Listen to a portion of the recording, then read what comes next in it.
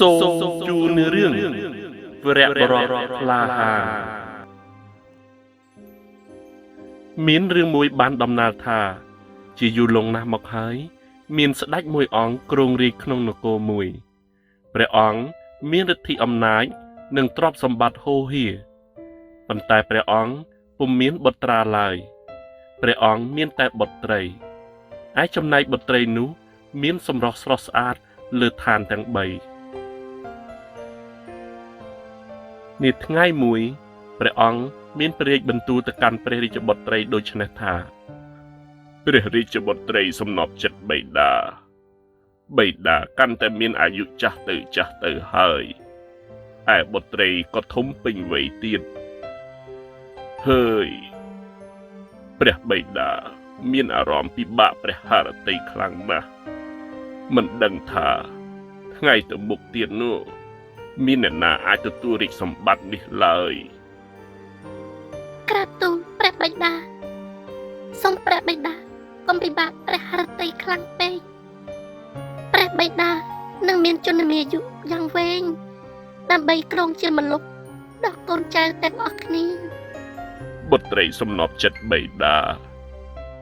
មនុស្សរមែងកើតចាស់ឈឺស្លាប់វាជារឿងធម្មតាថ្ងៃណាមួយព្រះបិតាគង់តែដល់ពេលនោះទេតែអ្វីដែលបិតាបារម្ភនោះគឺគ្មានក្សត្រាណាដែលអាចស្នងរាជសម្បត្តិពីព្រះបិតាបានឡើយត្បិតនគរយើងត្រូវការស្ដេចមួយអង្គដែលអង្គអាចក្លាហានជាទីបំផុតដើម្បីរក្សាស្ថិរភាពក្នុងព្រះរាជនគរនិងប្រទេសជាតិទាំងមូលឲ្យសុខក្សេមក្សាន្តបុត្រីរបស់បិតាតើបុត្រីគិតយ៉ាងណាបើសិនជាបិតាមានបំណងឲ្យបុត្រមានគូស្រករដើម្បីស្នងរាជសម្បត្តិពីព្រះបិតាព្រះបិតាតាមតែព្រះハរតីរបស់ព្រះបិតាចុះបុត្រមិនហ៊ានប្រកែកទេប្រពៃណាស់បុត្រីសំណប់ចិត្តបិតានឹងសន្យាថាបិតានឹងរកបុរសម្នាក់ដែលមានសមត្ថភាពពូកែហើយក្លាហានដែលស័ក្តិសមជាស្វាមីដល់ប្រពៃរបស់បុត្រីនឹងក្លាយទៅជាស្ដេចគ្រប់គ្រងនគរនេះទាំងមូលនៅពេលដែលព្រះនាងបានធ្វើការយល់ស្របជាមួយនឹងព្រះរាជបិតារបស់ទ្រង់ពេលនោះព្រះមហាក្សត្របានធ្វើការប្រកាសទូទាំងប្រទេសដើម្បីជ្រើសរើសយកអ្នកក្លាហានដែលមានសមត្ថភាពដើម្បីរៀបអភិសេកជាមួយនឹងព្រះនាងតាមរយៈការប្រកួតប្រជែងជាច្រើនមនុស្ស2នាក់ត្រូវបានជ្រើសរើសឯបុរសទាំងពីរមានសមត្ថភាពប្រហាក់ប្រហែលនឹងគ្នាថ្ងៃមួយព្រះអង្គមានព្រះរាជបន្ទូលទៅកាន់អ្នកទាំងពីរដូចនេះថាណែបុរសទាំងពីរនាក់យើងឃើញថាពួកឯងទាំងពីរនាក់មានសមត្ថភាពប្រហាក់ប្រហែលនឹងគ្នាតែទោះជាយ៉ាងណាក៏ដោយពួកឯងត្រូវមានការប្រកួតប្រជែងមួយទៀតចុងក្រោយបំផុត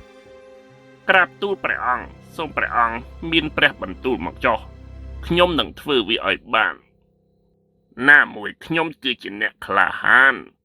ពុះពៀឧបសគ្គគ្រប់បែបយ៉ាងនឹងឆ្លងការប្រកួតប្រជែងជាច្រើនមិនដែលចាញ់តតែសោះសូមព្រះអង្គដាក់បញ្ជាមកចុះតើខ្ញុំត្រូវធ្វើអ្វីក្រាបទូលព្រះអង្គសូមព្រះអង្គមានព្រះរាជបន្ទូលមកចុះ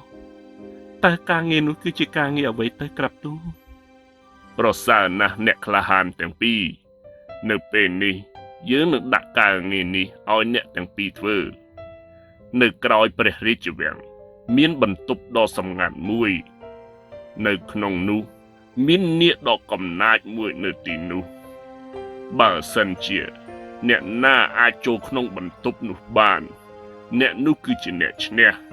នឹងទទួលគ្រងរាជសម្បត្តិពីយើងតើអ្នកទាំងអស់គ្នាយល់ដែរទេនៅពេលដែលបានស្ដាប់ឮព្រះរាជបន្ទូលរបស់ព្រះមហាក្សត្រក្រោយមកបុរសទាំងពីរមានការភិតភ័យជាខ្លាំងដោយគិតថានាគកំណាចនោះនឹងសម្លាប់ពួកគេទាំងពីរនាក់បើសិនជាពួកគេចូលក្នុងបន្ទប់នោះ ព ព្រះអង្គម្ចាស់ជីវិតតម្កល់លើត្បូងទូបង្គំសូមចោះចាញ់ហើយទូបង្គំមិនអាចធ្វើកិច្ចការងារមួយនេះបានទេសូមព្រះអង្គព្រះរាជប្រទានទោសដល់ទូបង្គំផងណែជនកំសាយើងមិនប្រកាន់ទោសពីឯងទេតែសូមឯងចាកចេញពីព្រះរាជវាំងយើងឥឡូវនេះទីនេះមិនស្វាគមន៍មនុស្សកំសាកដូចជាឯងនោះទេហើយចុះរូបឯងគិតយ៉ាងណាដែរតើឯងព្រមទទួលកិច្ចការងារនេះបានឬទេព្រះអង្គម្ចាស់ជីវិតតម្កល់លើត្បូងទូព្រះបង្គំព្រមទទួលយកកិច្ចការងារនេះទៅចុះណែបុរសកំសត់តើឯងមិនខ្លាចនាគនោះសម្លាប់ឯងទេឬតើឯងសំអាងទៅលើអ្វីបានជាហ៊ានទទួលយកកិច្ចការងារមួយនេះក្រាបទូលព្រះអង្គទូព្រះបង្គំមិនស្ដាយនឹងបូជាជីវិតនោះឡើយថ្ងៃណាមួយបើសិនជាទូបង្គំខ្លាយទៅជាស្ដេចទូបង្គំត្រូវតែហ៊ានលះបង់ជីវិតជូនព្រះរាជនគរនិងប្រទេសជាតិមួយនេះសូមព្រះអង្គដាក់ព្រះរាជបញ្ជាមកចុះប្រសើរណាស់អ្នកក្លាហានចូលឯងធ្វើដំណើរទៅក្រោយរាជវាំងនិងចូលបន្ទប់សម្ងាត់មួយនោះចុះបន្ទាប់ពីបានទទួលព្រះរាជបញ្ជាក្រោយមកបុរសកំសត់ម្នាក់នោះបានធ្វើដំណើរទៅកាន់ក្រោយរាជវាំងដោយភាពក្លាហានបន្ទាប់មកខ្លួនក៏បានដើរចូលក្នុងបន្ទប់មួយនោះតែអ្វីដែលគួរឲ្យភ្ញាក់ផ្អើលនាគនៅក្នុងបន្ទប់នោះគឺជានាគថ្មដ៏ធំមួយវាមិនមែនជានាគដែលមានជីវិតនោះឡើយ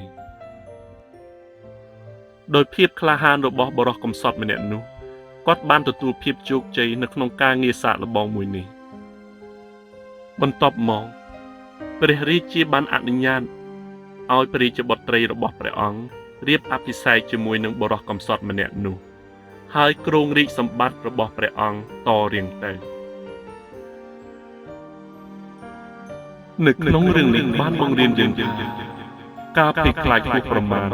និងខ្វះការពិចារណានឹងក្លាយទៅជាឧបសគ្គរាំងស្ទះទៅដល់ភាពជោគជ័យរបស់បុគ្គលម្នាក់ៗសូមអរគុណ